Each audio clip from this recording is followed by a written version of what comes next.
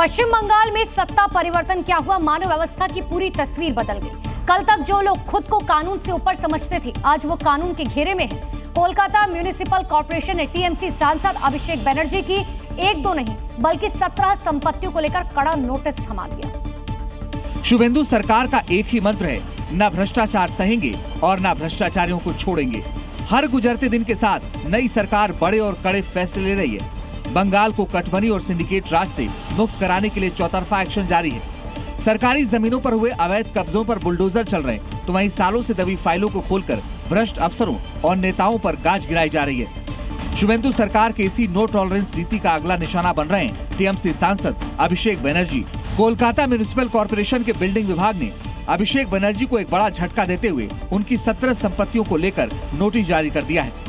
सूत्रों की माने तो इन संपत्तियों में अभिषेक बनर्जी का हरीश मुखर्जी रोड स्थित बेहद चर्चित शांति निकेतन आवास भी शामिल है। इसके अलावा कालीघाट मोड़ पर स्थित वो इमारत भी जांच के दायरे में है, जहां नीचे हार्डवेयर की दुकान चलती है। केएमसी के अधिकारियों के मुताबिक अभिषेक बनर्जी को इन सभी 17 बिल्डिंग्स के ओरिजिनल प्लान और दस्तावेज लेकर म्युनिसिपैलिटी में पेश होने के लिए कहा गया है।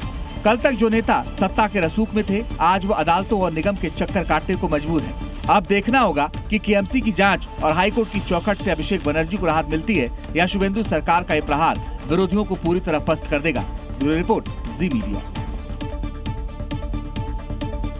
ऑल इंडिया इमाम एसोसिएशन के अध्यक्ष मौलाना साजिद रशीदी ने एक बार फिर से मुसलमानों को भड़काने का काम किया, जिसके चलते राजनीतिक बवाल छिड़ गया।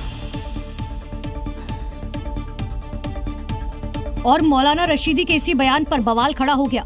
पहले से ही मौलाना रशीदी अपने इसी तरह के जहरीले बयानों के लिए जाने जाते हैं। हालांकि रशीदी यही नहीं रुके, उन्होंने आगे अपने बयान को जस्टिफाई करते हुए बताया कि मुसलमानों की सिर्फ एक माँ होती है। भारत को माँ हम कैसे मान लेंगे? हमारी माँ एक ही है, जिसने हमको जन्म दिया है, जिसने 9 महीने पेट में रखा है, जिसने 2.5 साल दूध पिलाया है, वही हमारी माँ है। और हम उसको भी पूजनीय नहीं मानते, पूजा नहीं करते उसकी भी। इसके आगे रशीदी ने अपने ज्ञान का प्रदर्शन करते हुए हिंदुओं की आस्था पर भी हमला बोला। हिंदुओं की यहाँ तो दरख्तों को भगवान कह दिया जाता है, पहाड़ों को, पानी को, और इससे बढ़कर क्या हो सकता है कि अगर एक आदमी दुकान पर सामान लेने आता है तो उसको कहते हैं ग्राहक तो भगवान होता है, उसके सामने हाथ जोड़कर खड़े हो जाते हैं। इतनी कमजोर आस्था कि हर चीज को मैं भगवान मान लेना, मैं समझता हूँ ये हिंदू धर्म तो नहीं हो सकता, सनातन तो नहीं हो सकता। रशीदी जैसे कुछ मौलाना अपने इस तरह के भड़काऊ भाषणों से हिंदू आस्था पर लगातार चोट पहुंचाते रहे हैं।